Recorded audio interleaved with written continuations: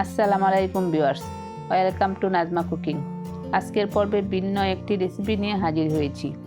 আমাদের দেশে সয়া বা সয়াবিন অনেকটা অপরিচিত একটি উপকরণ। সয়া বা সয়াবিন মূলত ইন্ডিয়ান বা সাউথ ইন্ডিয়ানদের কাছে খুব জনপ্রিয়। এই সয়া থেকে অনেক অসাধারণ এবং সুস্বাদু কিছু রেসিপি প্রস্তুত করা যায়। তো আজ আমি আপনাদের জন্য করে দেখাবো সয়া পাকোড়া। পুরো ভিডিওটার সাথে থাকবেন। সয়া পাকোড়া তৈরির জন্য প্রথমে আমি চুলোয় একটি পাতিলে হাফ লিটার পরিমাণ পানিতে 1 চা চামচ পরিমাণ লবণ দিয়ে ফুটিয়ে নিয়েছি। এখন এখানে একটি বাটিতে আমি প্রায় 500 গ্রাম পরিমাণ সয়া নিয়েছি।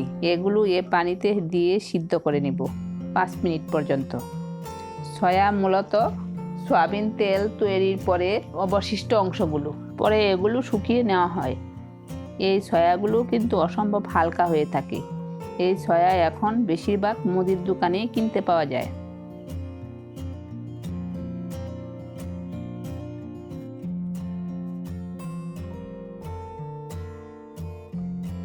সয়াগুলো 5 মিনিট সিদ্ধ করা হয়ে গেলে আমি ঠান্ডা পানি দিয়ে ভালোভাবে কয়েকবার ধুয়ে নেব। দেখুন, আমি সয়াগুলো চুলো থেকে নামিয়ে ঠান্ডা করে নিয়েছি। এবারে সয়াগুলো থেকে চিপড়ে আমি পানিগুলো জড়িয়ে নেব। পানিগুলো জড়িয়ে আমি সয়াগুলো অন্য একটি বাটিতে তুলে নেব।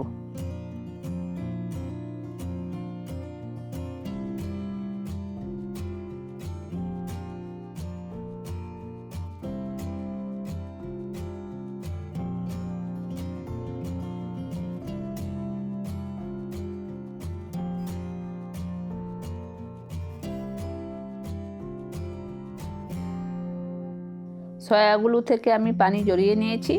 এবারে আমি এখানে একটি ব্লেন্ডার জার নিয়ে নিয়েছি। এই জারে সয়াগুলো নিয়ে নেব। এবারে সয়াগুলো সামান্য ব্লেন্ড করে নেব।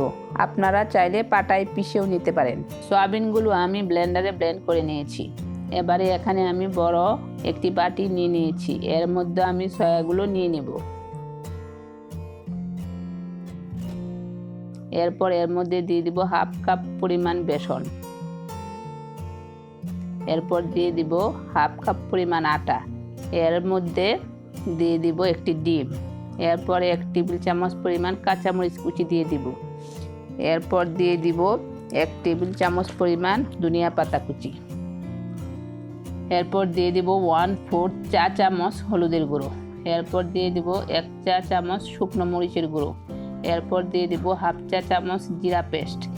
এরপর দিয়ে দিব হাফ চা চামচ পরিমাণ গরম মশলার গুঁড়ো। এরপর এখানে আদা রসুন একসাথে পেস্ট করে নেওয়া দিয়ে দিব 1 টেবিল চামচ পরিমাণ।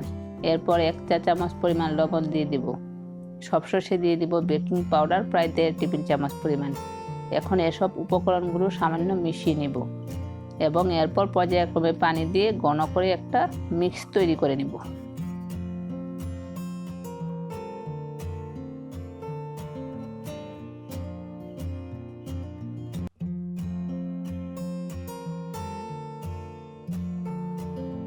এই পর্যায়ে আমি পেঁয়াজ দিতে ভুলে গিয়েছিলাম, তাই এখন দিয়ে দিব 1 টেবিল চামচ পরিমাণ পেঁয়াজ কুচি।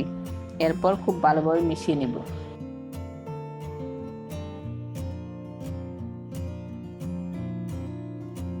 মিশিয়ে নেওয়া হয়ে গেলে এবারে ভেজে নেবার পালা। সয়া পাকোড়া ভেজে নেওয়ার জন্য চুলোয় একটি প্যানে পরিমাণ মতো তেল দিয়ে তেলটা গরম করে নিয়েছি। এরপর এই সয়ার ব্যাটারটা হাতের সাহায্যে পাকোড়ার মতো করে তেলে দিয়ে দিতে হবে।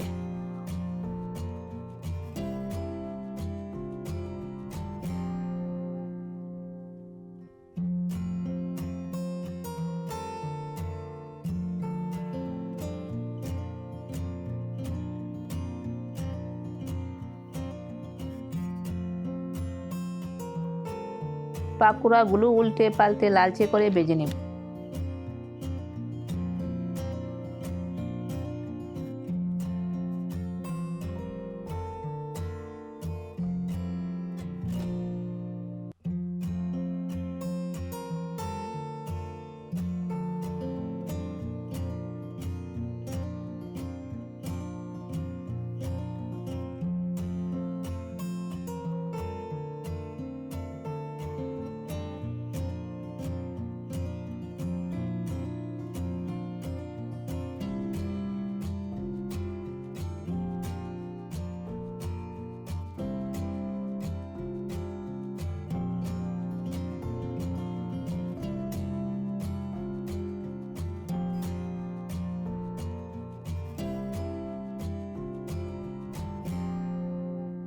এই পাকোড়াগুলো আমার ভেজে নেওয়া হয়ে গেছে। এবারে আমি পাকোড়াগুলো তুলে নেব।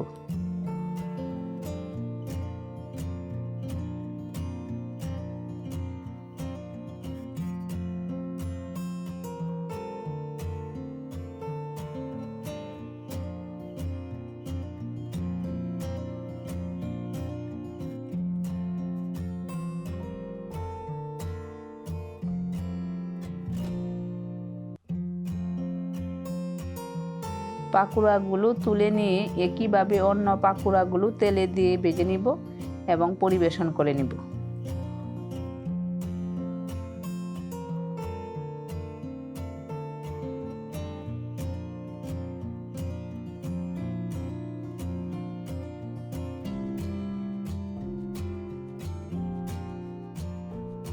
তৈরি হয়ে গেছে অসাধারণ স্বাদের সয়া পাকোড়া।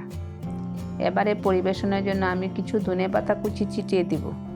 দেখুন, দেখতেও কতটা অসাধারণ লাগছে। যে কোনো নাস্তার আইটেমে পাকোড়া সবারই ফেভারিট হবে। এছাড়া এই পাকোড়া মুড়ি কিংবা ভাতের সাথে খেতে অসম্ভব মজাদার। আপনারা অবশ্যই বাসায় ট্রাই করবেন এবং কমেন্টে জানাবেন। আজ তাহলে এ পর্যন্তই। আপনারা সবাই ভালো থাকবেন, আমার জন্য দোয়া করবেন। আল্লাহ হাফিজ।